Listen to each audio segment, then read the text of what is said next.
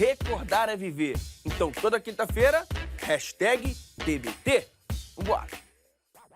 Hora do Enem está no ar. E hoje o nosso assunto é...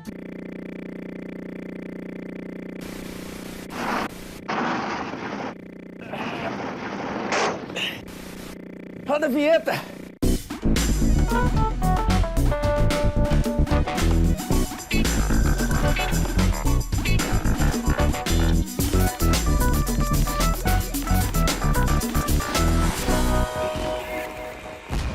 Hora do Enem no ar, hoje mergulhando na biologia. E você já sabe que lá no nosso site tem todos os outros programas, né? Então, tvescola.org.br. Não esquece do youtube.com/TV Escola. E agora eu vou chamar uma pessoa super especial, um professor maravilhoso, professor Pedro Parada. Chega mais! Ah, e aí? aí? Belezinha? Beleza. Seja bem-vindo, professor. Obrigado. Prazer ter você aqui. Agradeço. Professor, biologia, quais conteúdos são carta certa no Enem? Acho que no Enem, assim, a principal área de conhecimento que se pega da biologia é, sem dúvida, a ecologia e parte da fisiologia, o sistema digestório. Pois é, professor, por que ecologia é tão importante? Acho que hoje em dia é um assunto que tem se abordado de uma maneira bastante complexa, né? Não só do ponto de vista biológico, mas geográfico, também na parte da história. E eu acho que principalmente a gente vem discutindo a biologia do campo da ecologia, principalmente pela poluição ambiental, né? Visto os diferentes tipos de poluições, seja sonora, seja uma poluição atmosfera, enfim, outros tipos de poluições. E o que a galera precisa estar ligada quando o assunto é ecologia, professor? Dentro da ecologia, como eu já coloquei, a parte de poluição ela é muito densa nos vestibulares, de uma forma geral, e principalmente no Enem, né? E, para além disso, a gente precisa discutir alguns pontos básicos de ecologia, como cadeias alimentares, teias alimentares, os ciclos biogeoquímicos, e principalmente o ciclo biogeoquímico do nitrogênio, com ênfase, né? A grande maioria dos vestibulares aparece com muita força, e principalmente no Enem, nos últimos, 10 Enems, essa questão se fez presente em todos. Então bora dar uma olhada na primeira questão que você trouxe? Bora lá?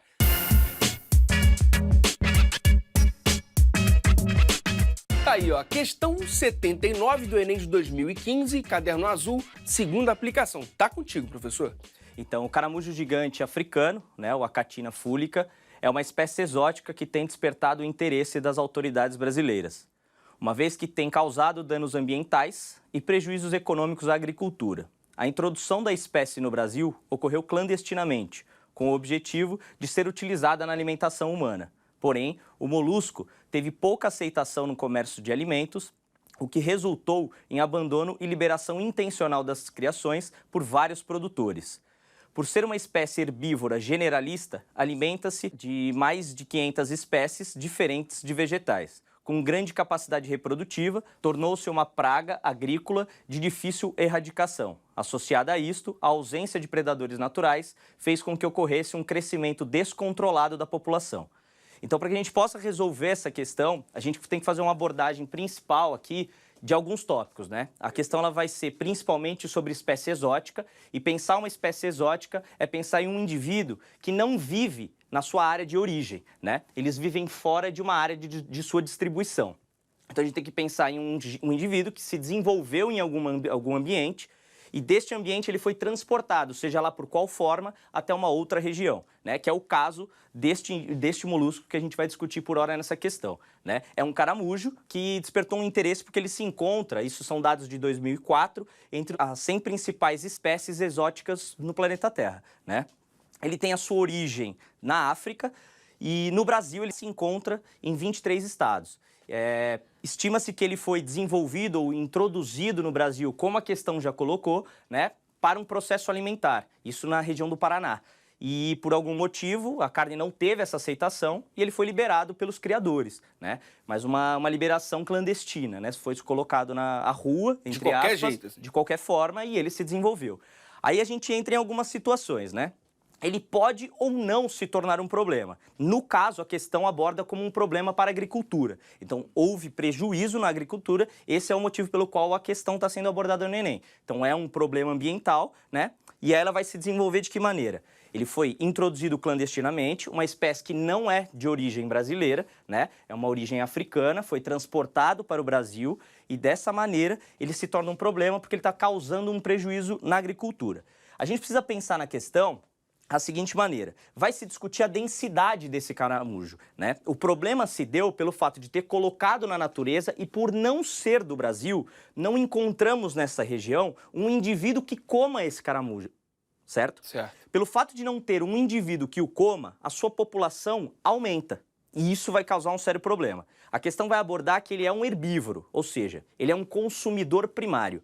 Para que a gente possa discutir isso em ecologia, a gente tem que ver a posição que cada indivíduo ocupa. Eu tenho, então, um indivíduo que é o produtor, um indivíduo, na maioria das vezes, fotossintético, ele produz a fotossíntese, né? Ele faz esse processo. Este processo resulta em um alimento. Então, eu pego o sol, né? Utilizo os raios solares, isso é uma outra abordagem, uma outra aula. Ele vai pegar a energia do sol e vai transformar em energia química. Se a gente pudesse falar de uma maneira mais simples, ele pega o sol e transforma em barras de cereais. Perfeito. Que seria uma planta ou qualquer outro indivíduo. O caramujo, neste caso, ele vai comer esse indivíduo. Então, o produtor está sendo alimento de um consumidor primário. E aqui é a posição desse caramujo. Esse caramujo, ele ocupa a posição de consumidor primário. E como ele se desenvolveu muito bem na natureza no Brasil, por ser uma espécie exótica, ele tem hábitos que o favorecem o seu desenvolvimento, para além de um processo de reprodução muito fácil.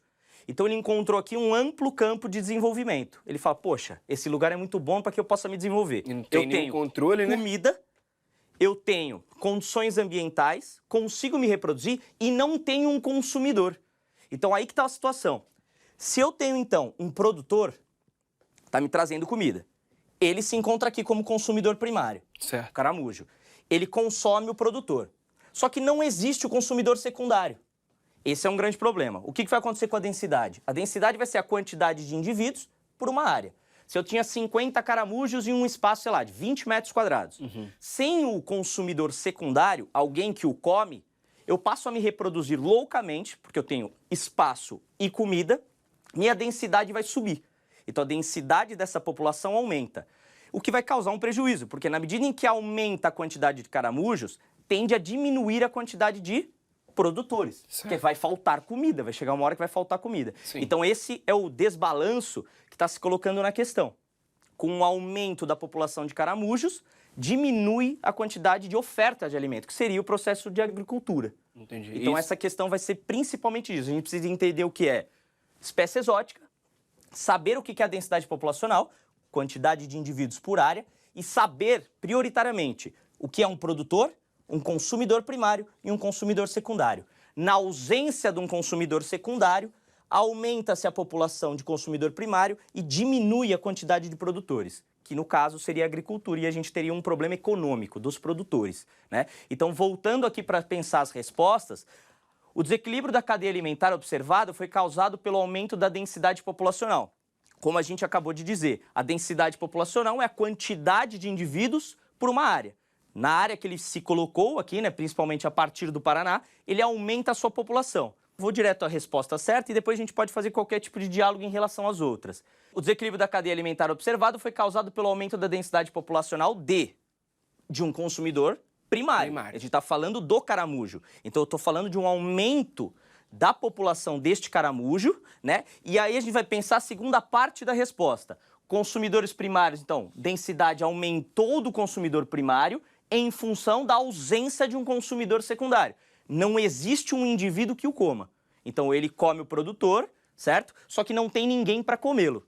Por essa razão, aumenta a população de caramujo e diminuirá a quantidade de indivíduos que faz a produção. Professor, por que não poderia ser nenhuma das outras alternativas? Então, a gente tem aqui uma brincadeira entre as alternativas de ficar pensando em consumidores terciários. A gente nem chegou a abordá-los, né? A questão não discutiu em nenhum momento terciário. A gente falou em produtor, consumidor primário e secundário. Então, a gente não está discutindo nem o terciário. A primeira alternativa a gente já poderia se excluir, né? Se você montasse essa cadeia alimentar, na medida em que você vai lendo a questão, a dica para o aluno é a interpretação, né? Logicamente que a gente tem grande dificuldade ao longo da trajetória da educação básica, mas na medida do possível você vai lendo e grifando algumas frases principais. Na medida em que você vai fazendo a leitura, você coloca o produtor, que foi citado, né? Inclusive a gente está falando de um dano na agricultura. Coloca-se o produtor, coloca-se o consumidor primário, que é o próprio caramujo, que falou-se de um hábito, né, generalista, que é um indivíduo herbívoro. O indivíduo herbívoro é aquele que consome o produtor. certo? Então discutimos o produtor, discutimos um consumidor primário e um possível consumidor secundário que não existe no problema. Então a gente não tem como falar em consumidores terciários e já sabendo que não existe o terciário, a alternativa A já pode ser descartada, porque fala em consumidor terciário, a alternativa D também, consumidores terciários. Uma dica que eu coloco também sempre aos alunos é ir interpretando o exercício e, na medida do possível, vai confrontando com as respostas. Algumas respostas, no caso, se você tiver com uma leitura um pouco mais atenta e, de certa maneira, estiver tendo contato com a disciplina, tem algumas alternativas que são absurdas, né? E, na medida do possível, quando você vai excluindo algumas alternativas, você vai se fortalecendo na resolução. E, além disso, se aumenta o índice de chute, né? Então, na medida do possível, a gente estuda, mas também a gente tem a necessidade de fazer algumas exclusões por coisas absurdas, o que nos capacita a fazer chutes muito mais direcionados, né? Entendi. E aumentar o nosso rendimento. Então, só para reforçar o gabarito, opção B. B. Consumidores primários em função da ausência de consumidores secundários. Perfeito. E não o aumento de produtores, né? Como tem a opção E. Exatamente.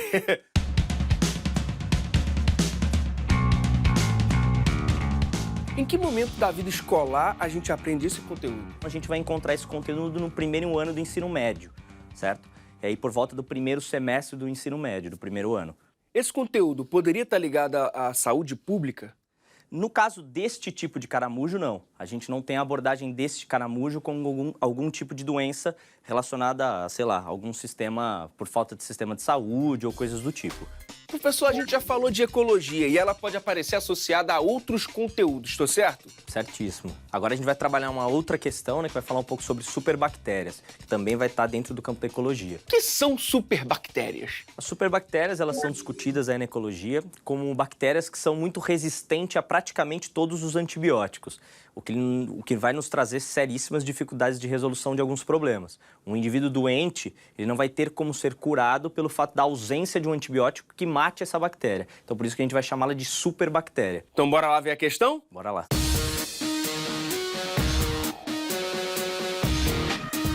Tá aí na tela a questão 64 do Enem de 2015, caderno azul, segunda aplicação. As superbactérias respondem por um número crescente de infecções e mortes em todo o mundo.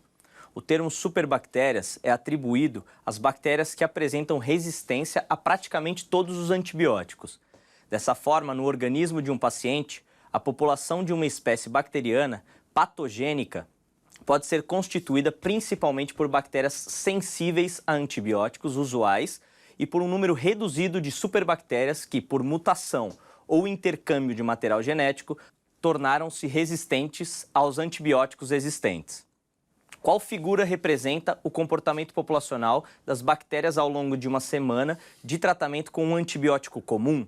Para que a gente possa pensar essa questão, precisa, né, abordar alguns temas aqui da ecologia, vai falar principalmente sobre superbactérias. Mas, professor, antes de irmos para os conteúdos aqui, gráficos, leitura de gráficos em biologia, isso é complicado, não é, professor? É uma questão que é muito abordada no Enem, principalmente as interpretações, né?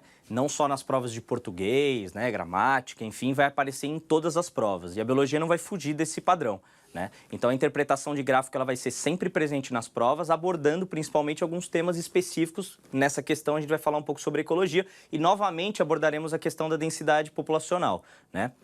Pensando a superbactéria, o tema central da questão é superbactéria. As superbactérias são chamadas de super por uma resistência a antibióticos, né? Então, a maioria das vezes, a grande parcela de antibióticos que apresentamos hoje na medicina não são capazes de matar essas bactérias. Então, por essa razão, a gente chama elas de superbactérias. Fala um pouco na questão, ela é abordada também, sobre mutações ou intercâmbio de material genético. Existe no nosso corpo, vamos imaginar uma situação, um problema, da qual o exercício vai abordar. No nosso corpo existe um grupo de bactérias, a grande maioria dessas bactérias não são resistentes ao antibiótico e uma parcela muito pequena é resistente. Então a gente está falando de um grupo, uma população pequena de superbactérias e uma grande população de bactérias que morreriam com um antibiótico comum. Uhum. A resistência a um antibiótico, a um químico, ela se dá de uma maneira. Por um processo de mutação, então acontecem transformações no material genético, no DNA de uma bactéria. Ao acaso, a gente poderia abordar várias formas de alteração desse material que a gente vai chamar de mutação. Dessas transformações, dessas alterações ou mutações, um indivíduo pode se tornar resistente. Outra forma que essa bactéria pode se tornar resistente é por intercâmbio de material genético. Então, existem bactérias, né? Essas bactérias podem transferir um material para ela ou um para o outro, né? A gente pode fazer a transferência de DNA uma para outra, por um canalzinho que elas vão conectar e vão fazer a transferência. Na medida em que eu recebo alguma informação genética, eu posso ser resistente a um tipo de antibiótico. Dessa maneira, poderia me tornar, então, uma superbactéria. Então, aqui a gente está abordando uma possível mutação ou um possível recebimento de material genético, me tornando, então, uma superbactéria, uma bactéria que não consegue ser morta por um antibiótico comum. Então, essas bactérias elas podem tornar-se resistentes de alguma forma, seja essas duas que a gente explicou, e a gente vai abordar aqui nas alternativas, que são os gráficos, um pouco sobre a densidade, mantendo aquele padrão de quantidade de indivíduos por uma área. Então, a gente está falando desse grupo de bactérias, né? Observar, então, o primeiro passo que a gente precisa pensar é observar as respostas. A gente está falando que existe um químico possível, né? Existe um químico. Posso voltar aqui rapidinho? Com certeza. Então, ó, a gente está pensando uma superbactéria, né? Que está falando sobre um caso específico, que existe um grupo grande de bactérias comuns, que não são superbactérias, e um pequeno grupo de superbactéria, né?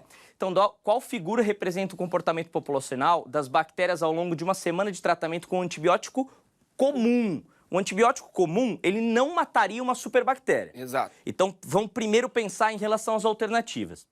Observando as alternativas, antes de lê-las por completo, o exercício coloca que o 1, o númerozinho 1 romano aqui, fala que são as bactérias sensíveis ao antibiótico.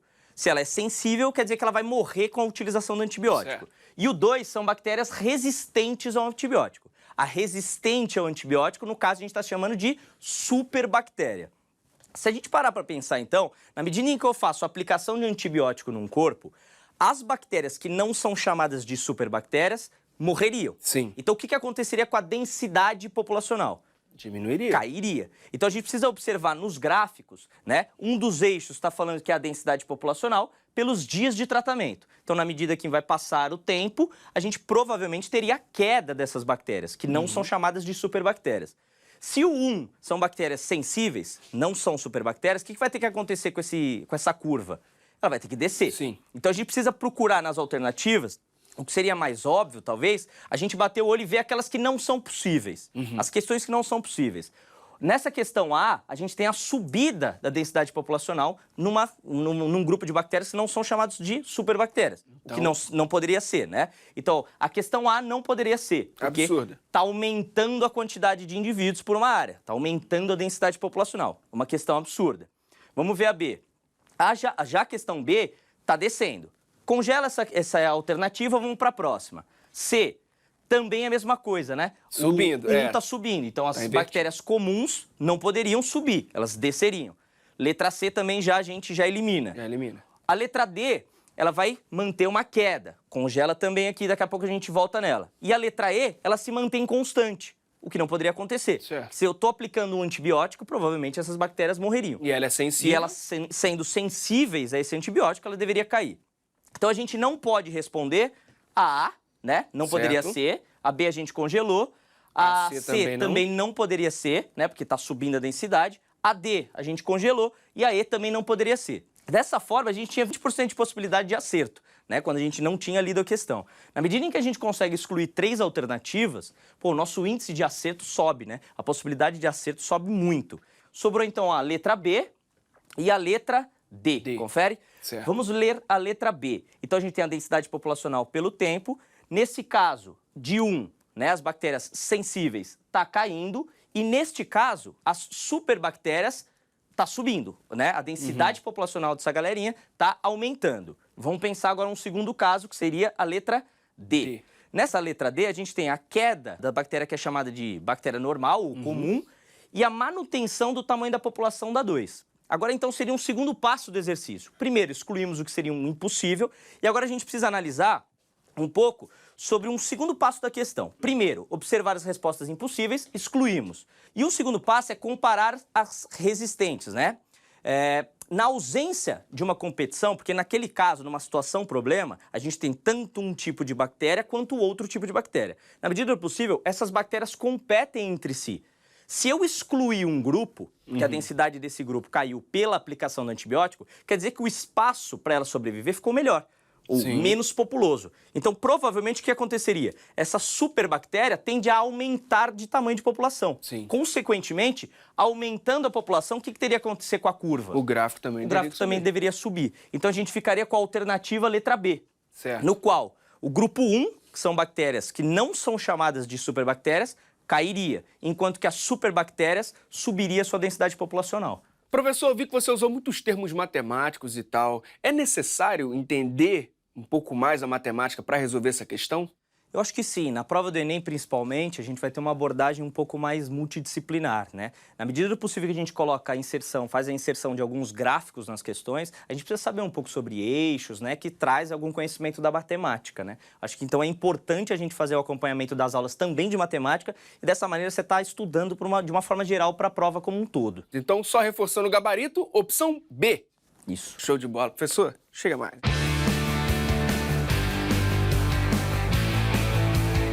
Professor, em que ano a gente aprende sobre bactérias e antibióticos?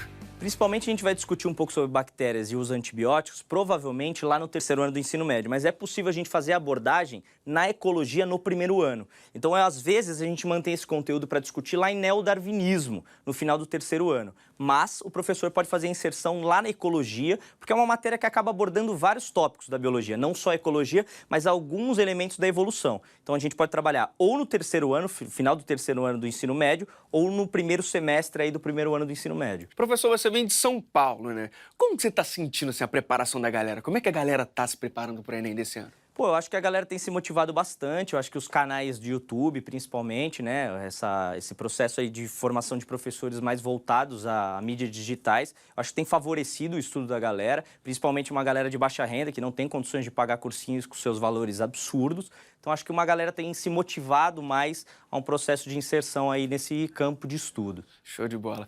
E qual é o seu conselho para quem está em dúvida nas áreas que a gente viu aqui hoje?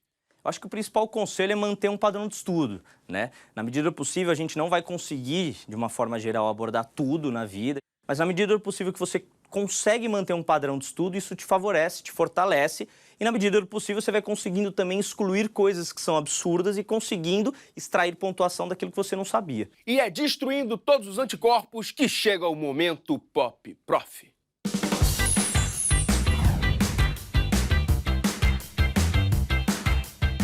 Quantas ligações celulares faz um neurônio? Nossa, não faço ideia. Mais de 1.000, 1 milhão? Muito mais. Já não estava na hora de parar com as ligações e passar a mandar um zap? Acho que seria mais rápido. Essa quantidade enorme de ligações, como você deixou claro, não deixa o sistema mais nervoso? Deixa muito mais nervoso e agitado. E como você se sente quando ocorre uma ligação celular num domingo, 8 da manhã? É complicado. O que é pior? Uma ligação celular de neurônio ou ligação de aluno? De aluno. Olha aí, tá vendo? Por quê? Ah, já chega, né? Toda semana, né? Todo o dia inteiro. Deixa o domingo em paz. É muito comum dúvidas assim via Facebook e nas madrugadas de sábado, domingo, você tá num boteco e chega várias mensagens com inúmeras dúvidas. Quanto mais perto do Enem, mais a galera fica agitada. Devagarinho eu vou respondendo assim, né? Na medida do possível eu vou resolvendo as questões e mandando pra galera conforme eu posso. Mas eu tento acelerar. Esse foi Pedro Parada no nosso Momento Pop Prof. Professor, alguma dica de fonte de estudos? Eu acho que como a gente tem visto no cenário digital, eu acho que principalmente a forma de estudo da galera está sendo via celular, principalmente nessa transferência de um lugar para outro, no busão, no metrô. Então, acho que eu indicaria principalmente videoaulas e manter um caderninho na mochila para que possa fazendo o exercício. Bom, e tem também o percurso educativo de biologia, o endereço é tvescola.org.br/percursos. Professor, muitíssimo obrigado mesmo pelo bate-papo. Volte sempre, viu? Qualquer parada eu te ligo. Bom, a gente fica por aqui e até a próxima.